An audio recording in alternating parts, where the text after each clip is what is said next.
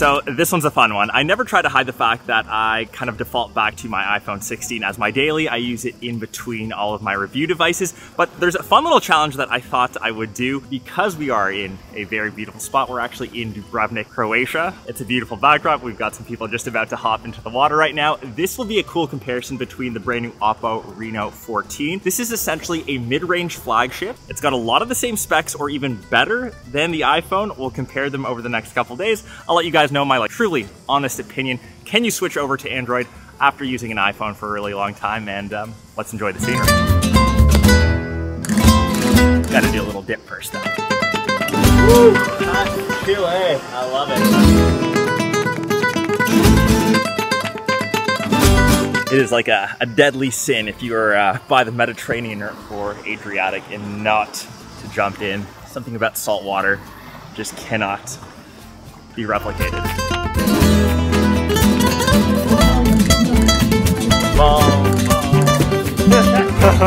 This is like the famous pier point at Dubrovnik here that leads all the way into the water. I would definitely rather be swimming.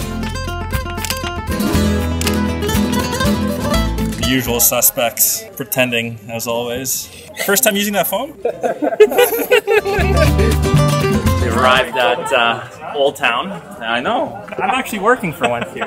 Climbing these steps to get to the top of the castle. And we'll see. Oh boy, I'm out of shape. Oh my God, still going. Up and up and up.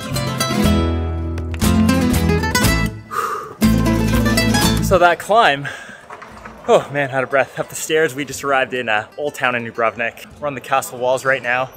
Gonna do a little bit of camera testing, but it is spicy. So before we get into the actual comparison, just remember the key thing here is the price. So everyone knows what an iPhone starts at. So 800 US, over 1,000 Canadian. That's for the base model. The Reno14 on the other hand is almost half the price as it's mid-range, and that will vary by region, but you also have the 14F and 14 Pro to kind of pick from.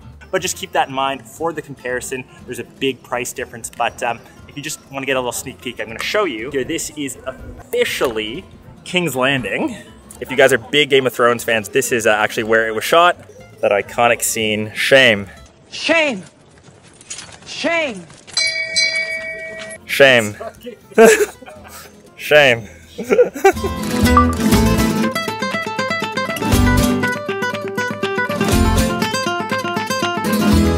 Finally, in some shade, relief from some of the heat so I can actually show you guys the display. So what's actually wild is, so this display, it's 6.59 inches, it's AMOLED. This actually has a 120 hertz refresh rate. And when you compare that to, say, once again, the iPhone, 6.1 inches, that only has a 60 hertz display. What do you think, $1,000 for 60 hertz? What do you think? Pretty crazy, to be honest with you. You're right? That Apple still charges that? They should be doing 120 hertz this year, but I doubt it. Minimum. Minimum. I don't know. Minimum.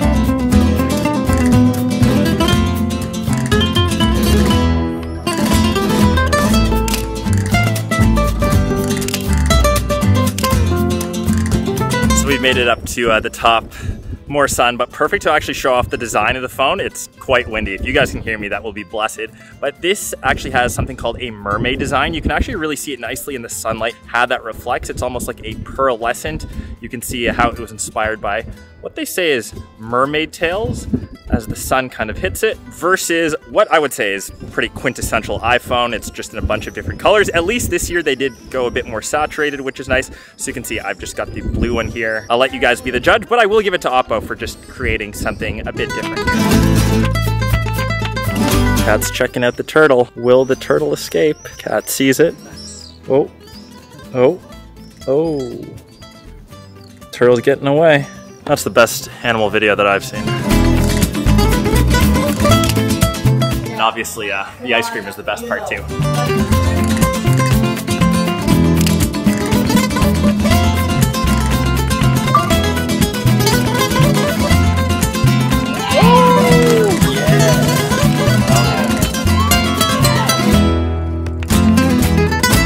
So to the camera performance, which a lot of this video is kind of focused around. So initially off the bat, you can see that the OPPO has 3 cameras.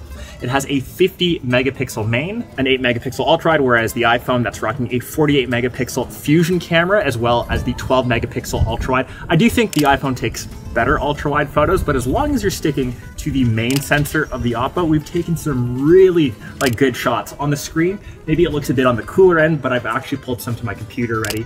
I'll let you guys be the judge on some of the comparison shots here, but the colors look really good, dynamic range is being great, and the fact that you have the versatility if you want to zoom in on the OPPO, I think is great. It's really easy to just snap a photo with this. You can record in 4K. I've taken, once again, tons of B-roll with this throughout Old Town. And what I really like the most is you have the versatility for that ultra wide if you want. Remember, this is literally half the price of this. If you want the telephoto on the iPhone, you have to go to the Pro Max, which is, once again, extra money. And don't even get me started on some of the AI stuff. I know that's thrown into every single smartphone, but for example, like image generation or just the ability to remove people from a photo.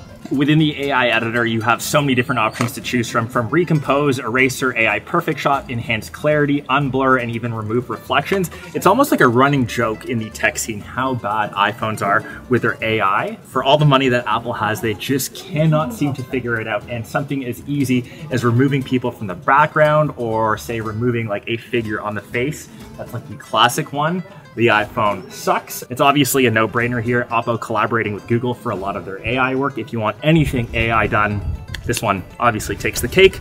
It is lunchtime after we had that first snack. No replaceable faces.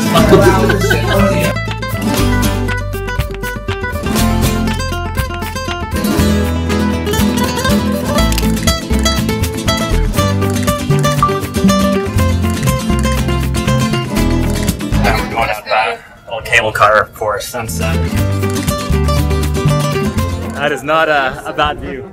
Big dog. Big dog. Look at the size of that thing, bro. BBC, bro. I mean, that is not a bad view for an ultra wide photo right there. Nice. Boom. Damn. Sometimes in spots like this, you wonder how lucky you are to have a job that enables you to get views like this. Bit of a hike. But that has led us to, oh my God, I can't even describe this. Check out this beautiful viewpoint here. That's pretty nice. Yeah, I love that hair flow right there. I mean, it helps that his hair is just flowing. Dude, that's a good looking dude, eh? I mean, I wish I looked as good as our model friends there, but damn, it's a beautiful sunset. That looks fantastic. And with all those sample shots, that is not a bad way to wrap up day one.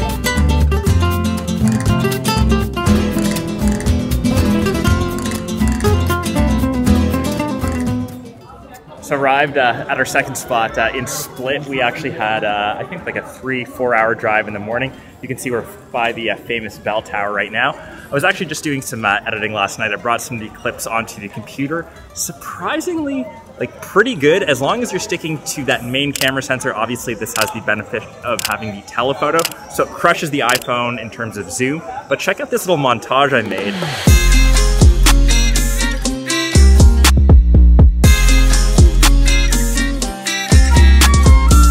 For the rest of the time here, going to explore. They want us to climb this tower. It is so hot. There's no like airflow. I actually climbed this like I think 6 or 7 years ago. I'll show like a little clip of young Carl when he was backpacking. You're gonna climb up? Where? That's the tower.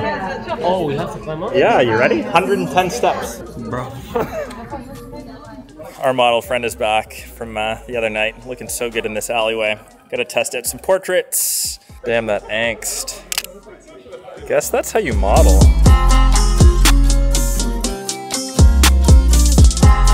And our boy here is just roasting in the sun. Whew. He's working for it. I'll show up as a cameo. Yeah, exactly, right? Yeah. So I think for the rest of the day, we'll just explore a bit more of Split, take a couple more photos, but I haven't put a SIM into both just to keep it fair for a bit of a battery comparison. What's actually wild is the iPhone has, like not officially announced, 3561. The OPPO has a 6,000 milliamp hour battery. Also, you get all the extra bonuses in the box. You've got fast charging, you've got that Super VOOC charger. Once again, it's just those extra accessories that you would get. But as a reference, I'm sitting at 65% on day 2. Nothing quick about this.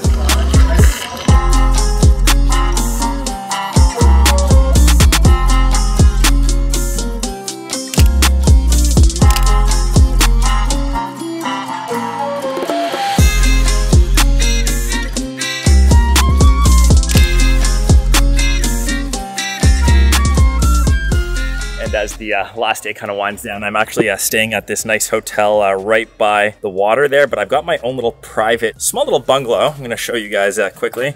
What's up? It's really cute. So inside here, you can see just cute little bed. I put my stuff down and yeah, little washroom. This place is all mine. And you know, the whole point of this video wasn't to say that the Reno14 is infinitely better. You have to get it over the iPhone. Like, this is a hunk of junk. Obviously, the iPhone is great at what it does. Obviously, it does cost more, but it has the benefits of iOS. All the devices kind of work seamlessly together. You know what you're gonna get with this. But you also have to remember, there's other options out there, and I think that's the key thing to remember. For way cheaper, almost half the price, you're getting a phone that has a better screen straight up. It's larger, it has 120 hertz. I will say that the color profile, it's a bit on the cooler side compared to a bit warmer on the iPhone 16. I've noticed that as I've started to edit some of the content on my computer. For the camera, once again, you've got an extra one. That telephoto has more of the versatility. The ultra wide, I'd probably stay away from it. It still is good. If you guys can hear, oh, there's actually a plane because I'm by the airport. Check this out. See that, hear that right there? I think the Split Airport is just over this way. But it still baffles me how Apple gets away with a 60 hertz panel in a device in 2025 and can charge that much money, but that is what it is. Obviously, two phones are running different things. You've got one rocking Android. This has a ColorOS 15 over top. In my day-to-day routine, using this to, say, navigate Google Maps, a bit of like translation, what you use a phone for on the daily, whether that's social media, whether you're playing a couple games, that performance, you don't really notice the two. Like I said, the biggest telltale will be, are you team like Apple, team iOS? Are you stuck in that ecosystem? There are ways to get by. There are some app options over on the OPPO. It's similar to AirDrop where you can still share files like seamlessly to your MacBook if you want. And the last thing that this device does really well is the battery life, 6,000 milliamps. You get more inside of the box, you get fast charging. Once again, still not too sure how Apple gets away with like, what, 3,800?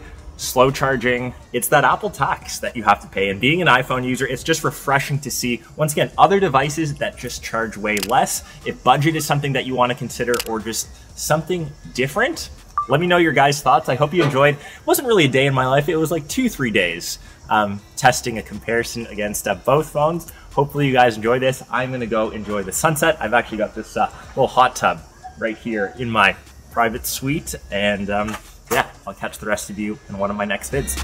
Peace.